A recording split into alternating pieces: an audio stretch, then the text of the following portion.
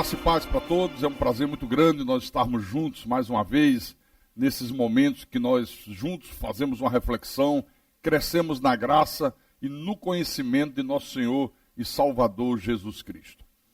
Eu hoje quero falar sobre um tema que foi um pedido que me foi feito, uma pergunta, que eu falasse sobre o arrebatamento da igreja. Porque se fala muito de arrebatamento, tem filmes feitos, se contam muitas coisas, se cria muita fantasia, mas na realidade o que é que a Bíblia Sagrada fala sobre o arrebatamento da igreja? Vamos conversar um pouquinho sobre isso hoje. Vamos abrir as nossas Bíblias em 1 Tessalonicenses, capítulo 4, versículo 13 em diante.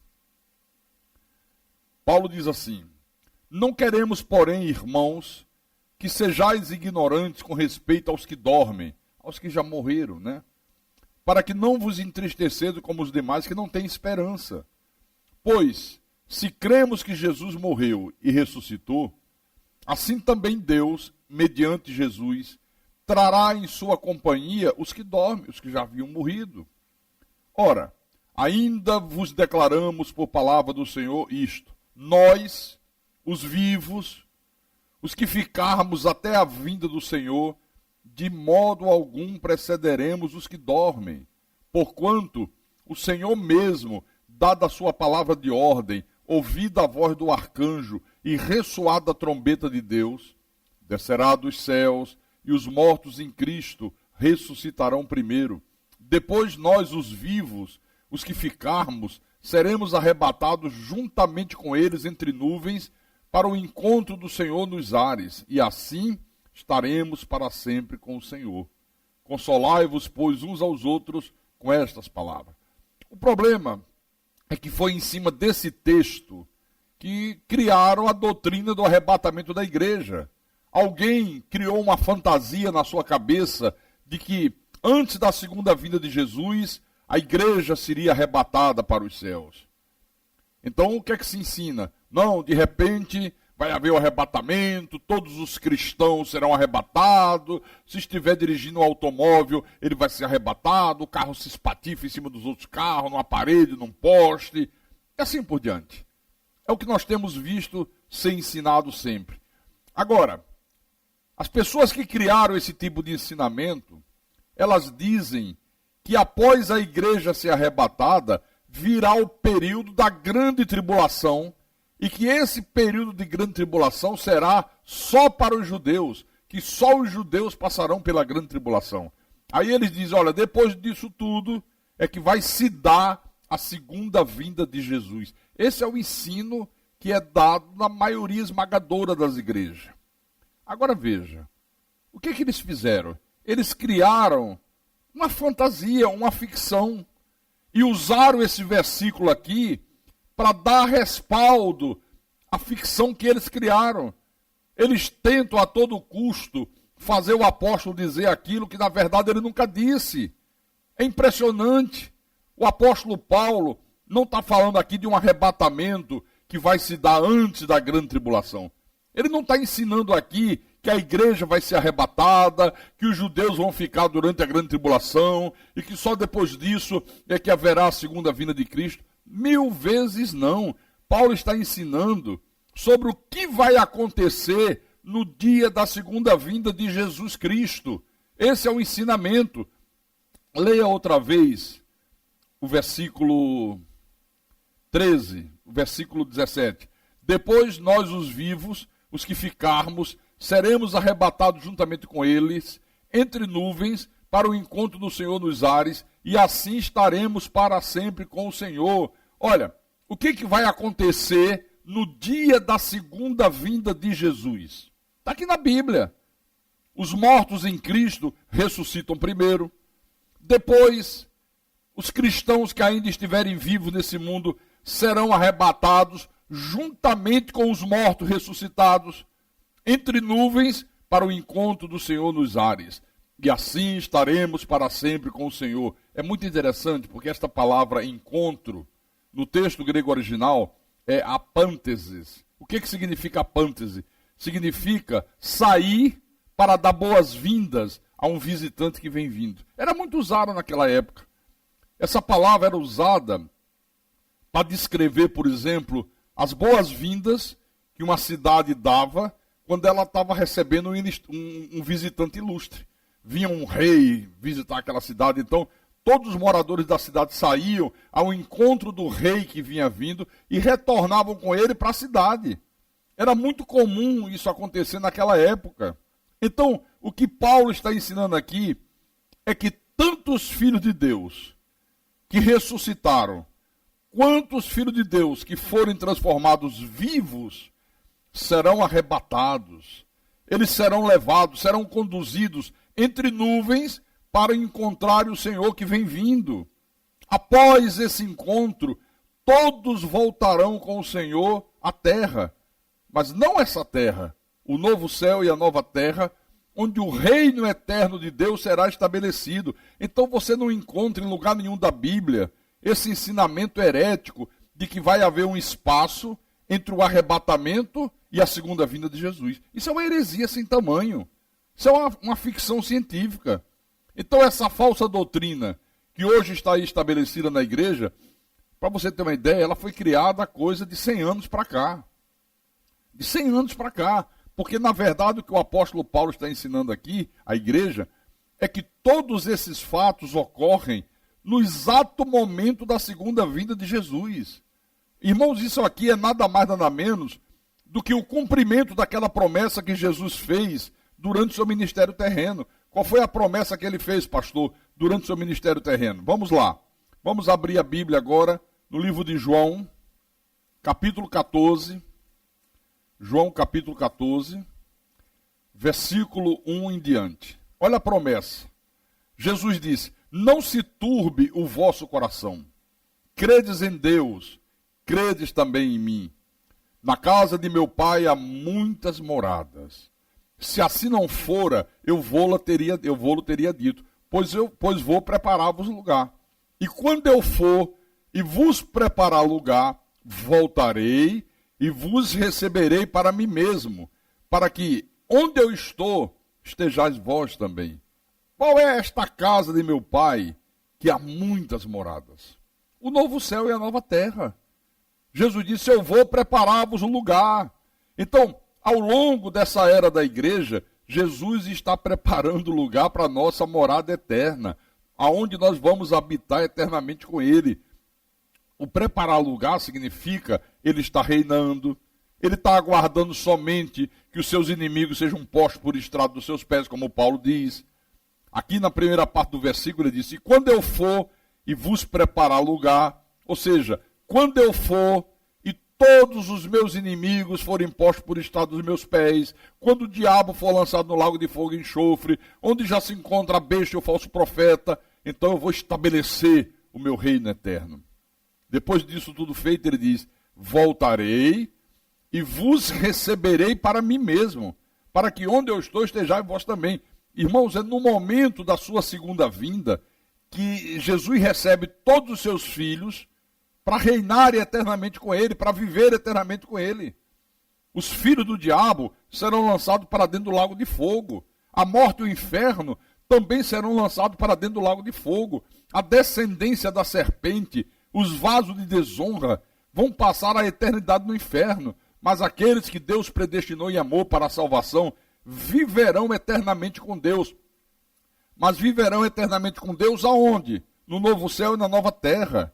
Olha, não se ensina nas igrejas sobre o novo céu e a nova terra. Qual foi a vez, ou a última vez, que você ouviu um pastor pregar sobre o novo céu e a nova terra? O povo de Deus desconhece essa verdade. Eles imaginam que vão passar a eternidade em algum tipo de céu que está aí nos ares, em algum lugar escondido. Mas a Bíblia mostra claramente que haverá um novo céu e a nova terra. Porque Deus, o Todo-Poderoso, vai destruir essa terra, né? E vai criar tudo novo. Vamos ver isso. Por que Deus vai fazer isso? Porque em Adão, a terra se tornou maldita. Você lembra que Deus falou para Adão: por tua causa, a terra se tornou maldita. Mas em Cristo, ela se tornará bendita. Nada do que existe hoje vai permanecer quando o Senhor estabeleceu o seu reino eterno. Ele vai reinar eternamente com o seu povo. Na segunda epístola de Pedro, vamos lá conferir coisas espirituais com espirituais. Segunda de Pedro, capítulo 3, versículo 5 em diante. Pedro diz: porque deliberadamente esquecem que, de longo tempo, houve céus, bem como a terra, a qual surgiu da água e através da água pela palavra de Deus, pela qual veio a perecer o mundo daquele tempo, afogado em água. Ora, os céus que agora existem e a terra, pela mesma palavra, têm sido entesourados para fogo, estando reservados para o dia do juízo e destruição dos homens ímpios. Aqui no versículo 10, ele diz: virá entretanto como ladrão o dia do Senhor, no qual os céus passarão com estrepitoso estrondo, e os elementos se desfarão abrasados. Também a terra e as obras que nela existem serão atingidas. Visto que todas estas coisas hão de ser assim desfeitas, deveis ser tais como os que vivem em santo procedimento e piedade, esperando e apressando a vinda do dia de Deus, por causa do qual os céus incendiados serão desfeitos e os elementos abrasados se derreterão. Aí no versículo 13. Nós, porém, segundo a sua promessa, esperamos novos céus e nova terra, nos quais habita a justiça. Então a verdade é que toda maldição que sobreveio a esse mundo, né, que sobreveio aos filhos de Deus por causa do pecado de Adão, essa maldição toda será removida pelo nosso Deus. Tudo isso será removido. Toda a criação de Deus será renovada. Tudo será feito novo. Essa é a promessa. Paulo também, em Romanos, deixe-me ver aqui, Romanos capítulo 8, é bom você marcar na tua Bíblia também, Romanos capítulo 8, versículo 18 em diante.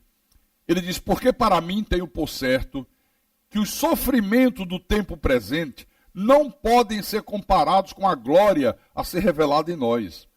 A ardente expectativa da criação aguarda a revelação dos filhos de Deus. Pois a criação está sujeita à vaidade, não voluntariamente, mas por causa daquele que a sujeitou, na esperança de que a própria criação será redimida do cativeiro da corrupção para a liberdade da glória dos filhos de Deus. Porque sabemos que toda a criação, a um só tempo, geme e suporta angústias até agora.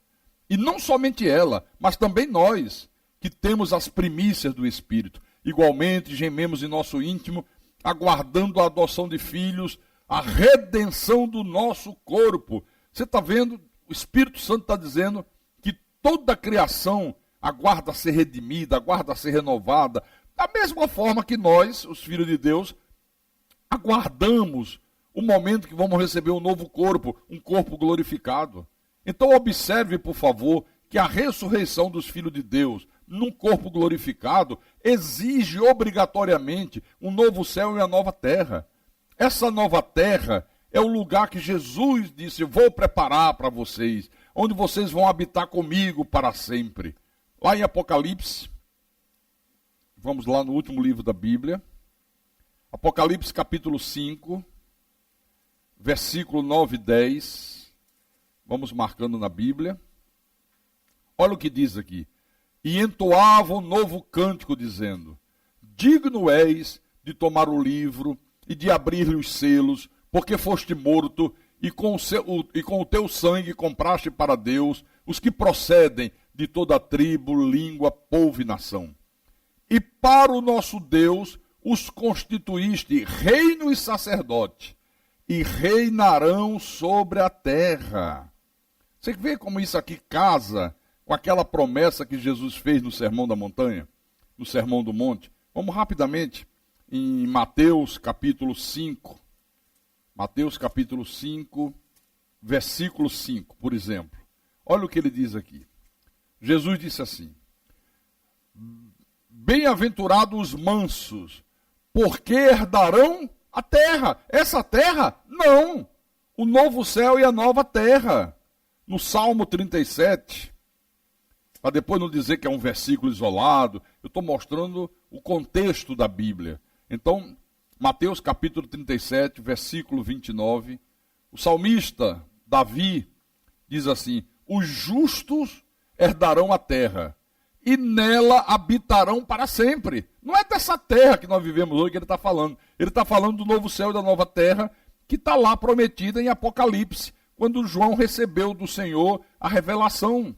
Vamos ver, para a gente terminar esse nosso bate-papo de hoje. Apocalipse capítulo 21, versículo 1.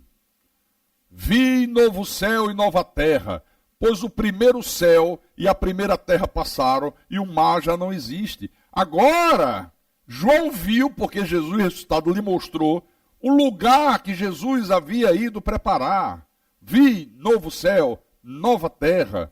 Aí no versículo 2 e 3, vi também a cidade santa, a nova Jerusalém que descia do céu da parte de Deus, ataviada como noiva adornada para o seu esposo.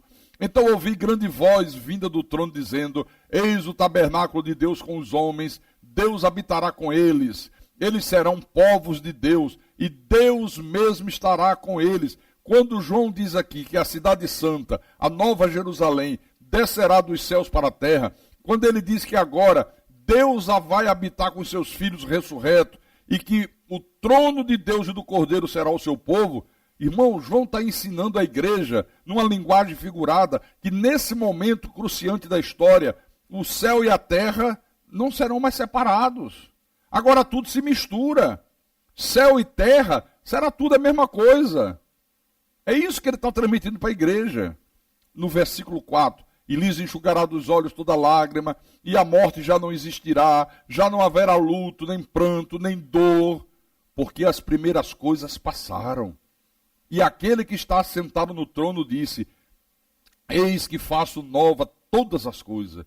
E acrescentou: escreve, porque estas palavras são fiéis e verdadeiras. Disse-me ainda: tudo está feito. Eu sou o alfa e o ômega, o princípio e o fim. Eu a quem tem sede darei de graça da fonte da água da vida. O vencedor herdará estas coisas, e eu lhe serei Deus, e ele me será filho. Quem herdará esta nova terra? Os predestinados, eleitos, aqueles que a Bíblia chama de justo, de limpos de coração. É isso aqui que está falando. Essa verdade que a Bíblia nos apresenta. Não esse ensino herético que tem sido disseminado dentro da igreja de Jesus Cristo. No nosso próximo encontro, nós temos mais coisas profundas de Deus para falar aqui. Muito obrigado pela atenção e que os anjos de Deus acampem em redor da tua vida. Até lá.